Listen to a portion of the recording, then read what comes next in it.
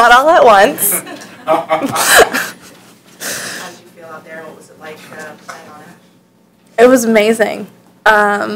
It was, I don't know if it's because of the roof now, but it didn't seem as big as I thought it was going to feel. But it was amazing to play out there, and I thought I played pretty well, so hopefully I can have many more matches on Ash. Did you feel as good as you looked out there? I'd like to think so. I thought I felt pretty good.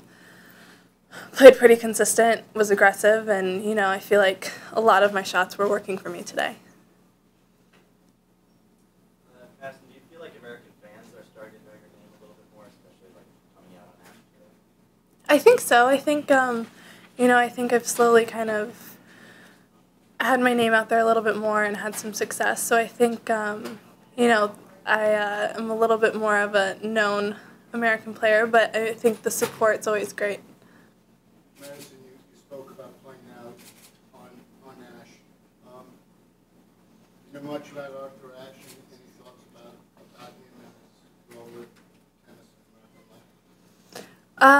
life? I think he was obviously an amazing player and did a lot for the game, and you always know that a person was not only a good tennis player, but a good person, just based on, when they have stadiums named after them. And, we learned so much about him. So, I think we're really lucky to be able to have a name like that. Madison, given your history with Radwanska, if she's your opponent in the next round, what will be your areas of emphasis to try to turn things around against her? I think I've always kind of struggled with Radwanska's game a little bit, and she just seems to always kind of get that extra ball back. So I think, going into that match, just a little bit more patient, but still going for my shots. What makes her so tough besides the fact that she seems to get everything back? She's just she never gives up. She's always in every point, and you're going to have to hit, 6 great balls, whereas you normally only have to hit 4. And how is your level of confidence on the hard courts right now versus when you played against her on the hard courts and didn't have the results you would have liked? I'm feeling pretty good. I'm, really excited for the next round, and, hopefully I can go out and do something similar today. You had your fabulous result in Melbourne. A good run here, but then some bumps in the year. Could you assess your year so far? I think so far this year, it's probably been the best year that I've had. It hasn't been perfect. There's been some ups and some downs, but I think that's the nature of tennis, and I still haven't quite figured everything out. So, pretty happy with how I've done so far, and, just going to try to build off of that and, hopefully do well here, go into the Asia swing, and then hopefully have a more consistent year next year. You've spoken before about what it is like to watch Serena Williams and your respect for what she's done. What do you think you've learned from watching her play and seeing how she's conducted herself during her career? I think her drive and fight is, unmatched by anyone. I think, she's amazing to watch, and you can see that even when she's down, a set and a break, you never really think, oh, Serena's going to lose this match. You always have this feeling that she could come back from any time, and, I think it's really incredible to watch. Marty Fish is putting out an incredible performance right now. He suffered from an anxiety problem. How do you deal with it? I know you've gone through some tough moments in your own life, but how do you deal with anxiety just playing day in, day out, big matches on the court? I think, I think sometimes you handle it better than others, but I think that's kind of part of tennis. It's not only is it just a physical game, but it is a mental game, and, it's great to see Marty playing so well and, having a great U.S. Open, so, hopefully he can do well. I think it's something that people don't always realize that it can be an issue and it can be something that people struggle with. So the fact that he's, so open to talking about it, and, I think it helps a lot of other people who have maybe had issues with it as well. Madison, have you had any moments of fans recognizing you on the streets in New York or anywhere you've traveled to sell them? I've had a couple. I think the funniest one was in LA. A lady recognized me while she was driving and, hit her brakes and, rolled the window down and, screamed out of her window. So I think that was probably the funniest encounter I've had. What did she say to you?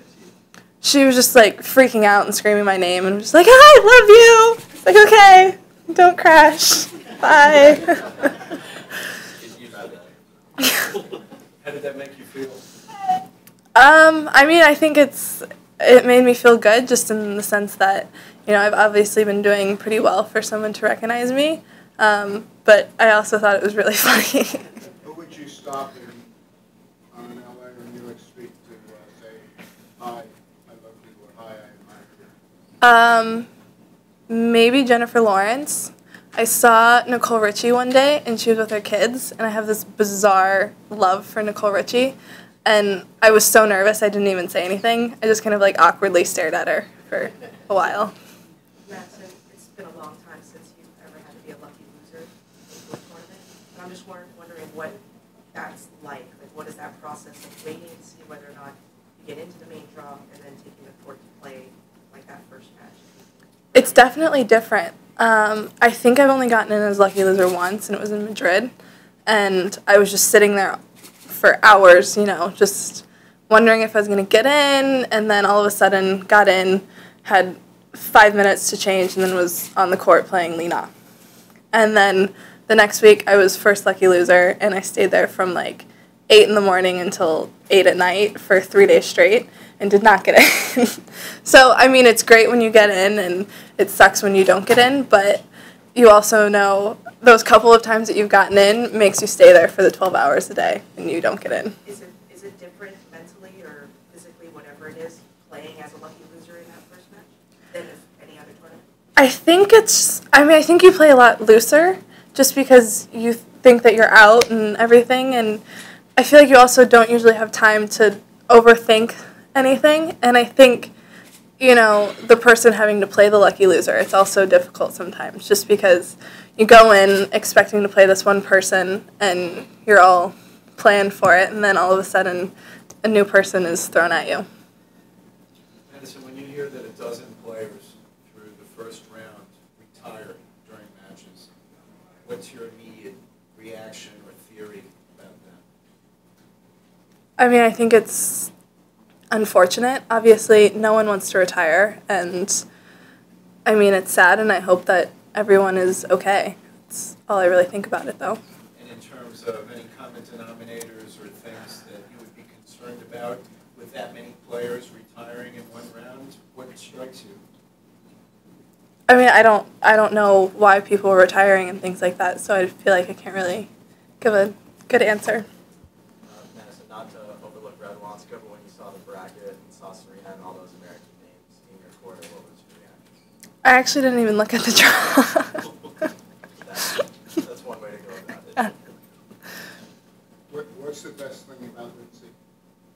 I think she's been such a positive for me, just in the sense of, I can be really tough on myself, and, she's always just in my corner, and, even after some of, the worst matches or a really bad loss or something like that, she's just, always there just to remind me, it's tennis, have fun, enjoy it, and, as bad as things can get, she also is always saying, you have so much upside and you can, play so well, so let's get back out there and try to play well. So in a way, does that take a certain pressure off of you?